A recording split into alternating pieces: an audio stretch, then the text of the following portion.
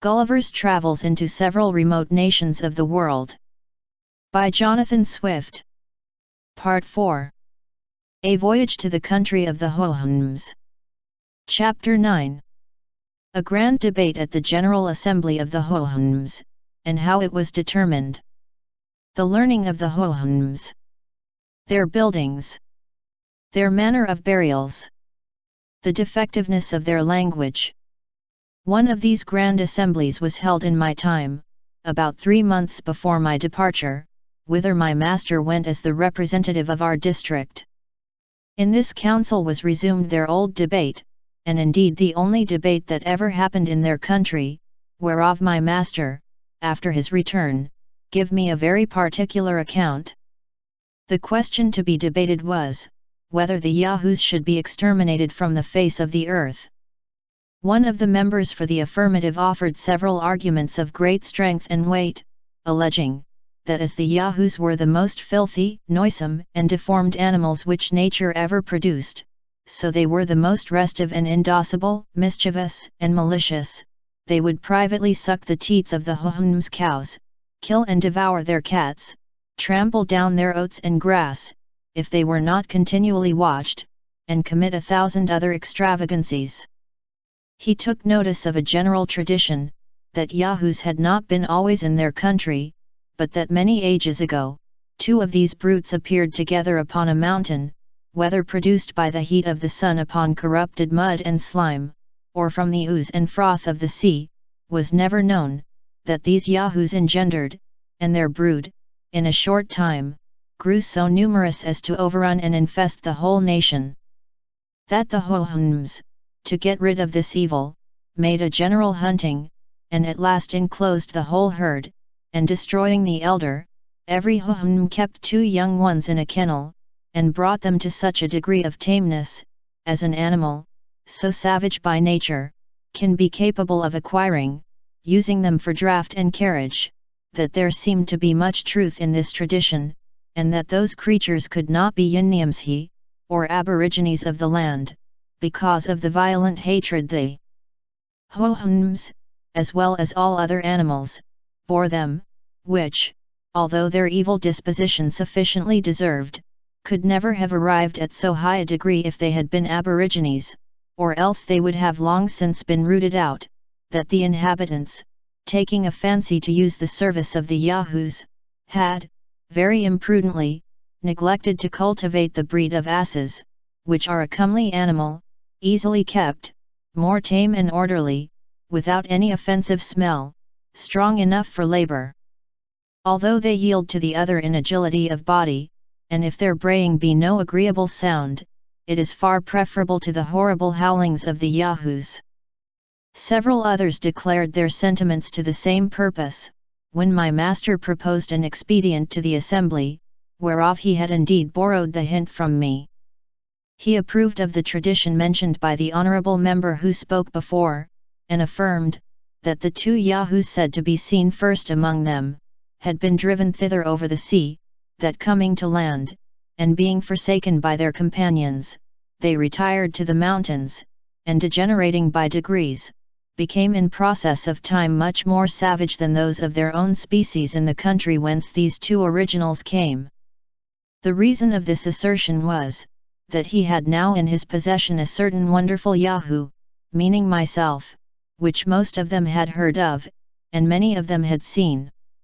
He then related to them how he first found me, that my body was all covered with an artificial composure of the skins and hairs of other animals, that I spoke in a language of my own, and had thoroughly learned theirs, that I had related to him the accidents which brought me thither, that when he saw me without my covering, I was an exact Yahoo in every part, only of a whiter color, less hairy, and with shorter claws. He added, how I had endeavored to persuade him, that in my own and other countries, the Yahoos acted as the governing, rational animal, and held the Huns in servitude, that he observed in me all the qualities of a Yahoo, only a little more civilized by some tincture of reason, which, however, was in a degree as far inferior to the Hun race, as the Yahoos of their country were to me, that, among other things, I mentioned a custom we had of castrating Huns when they were young. In order to render them tame, that the operation was easy and safe, that it was no shame to learn wisdom from brutes, as industry is taught by the ant, and building by the swallow, for so I translate the word lihan, although it be a much larger fowl, that this invention might be practiced upon the younger yahoos here, which besides rendering them tractable and fitter for use, would in an age put an end to the whole species, without destroying life. That in the meantime the Huns should be exhorted to cultivate the breed of asses, which, as they are in all respects more valuable brutes, so they have this advantage, to be fit for service at 5 years old, which the others are not till 12. This was all my master thought fit to tell me, at that time, of what passed in the Grand Council. But he was pleased to conceal one particular, which related personally to myself, whereof I soon felt the unhappy effect, as the reader will know in its proper place, and whence I date all the succeeding misfortunes of my life.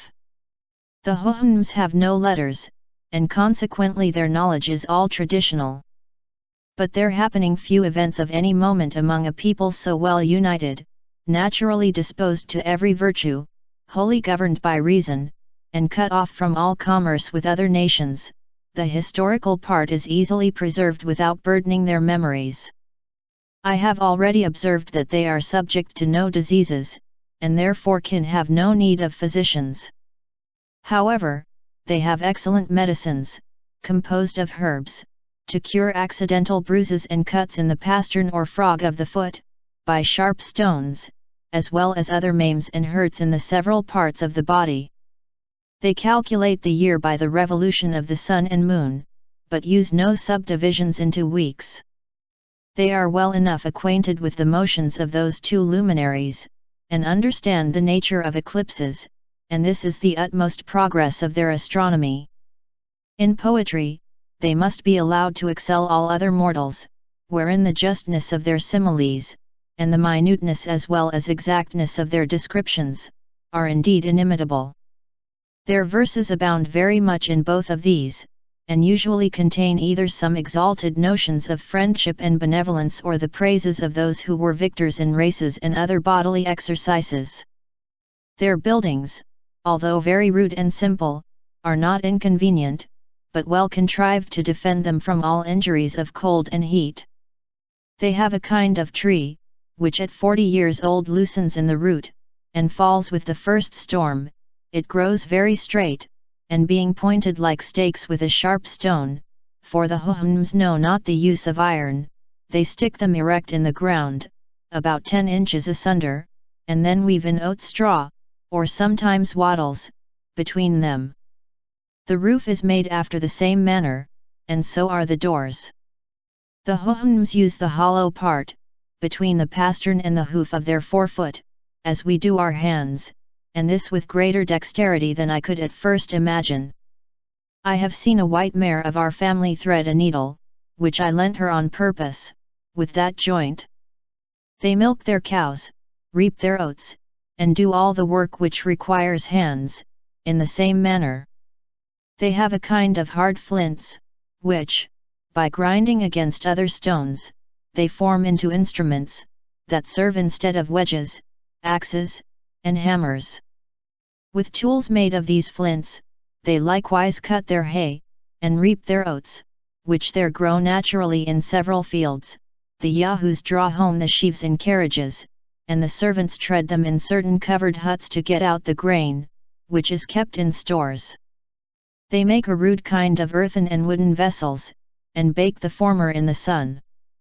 If they can avoid casualties, they die only of old age, and are buried in the obscurest places that can be found, their friends and relations expressing neither joy nor grief at their departure, nor does the dying person discover the least regret that he is leaving the world, any more than if he were upon returning home from a visit to one of his neighbors.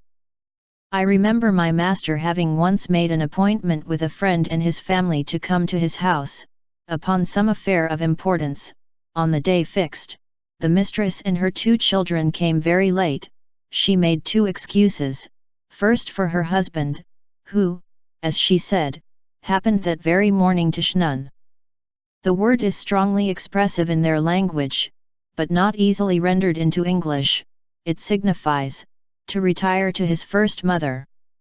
Her excuse for not coming sooner, was, that her husband dying late in the morning, she was a good while consulting her servants about a convenient place where his body should be laid, and I observed, she behaved herself at our house as cheerfully as the rest. She died about 3 months after. They live generally to 70, or 75 years, very seldom to 80. Some weeks before their death, they feel a gradual decay, but without pain. During this time they are much visited by their friends, because they cannot go abroad with their usual ease and satisfaction.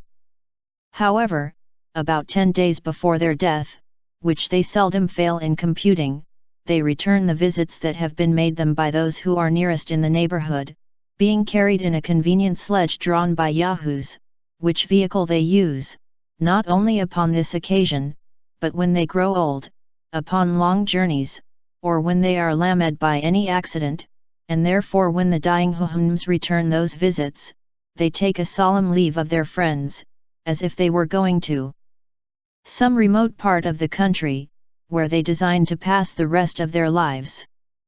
I know not whether it may be worth observing, that the Huns have no word in their language to express anything that is evil, except what they borrow from the deformities or ill qualities of the yahoos. Thus they denote the folly of a servant, an omission of a child, a stone that cuts their feet, a continuance of foul or unseasonable weather, and the like, by adding to each the epithet of Yahoo.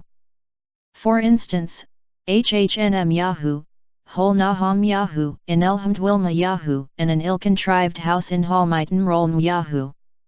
I could, with great pleasure, enlarge further upon the manners and virtues of this excellent people, but intending in a short time to publish a volume by itself, expressly upon that subject, I refer the reader thither, and, in the meantime, proceed to relate my own sad catastrophe.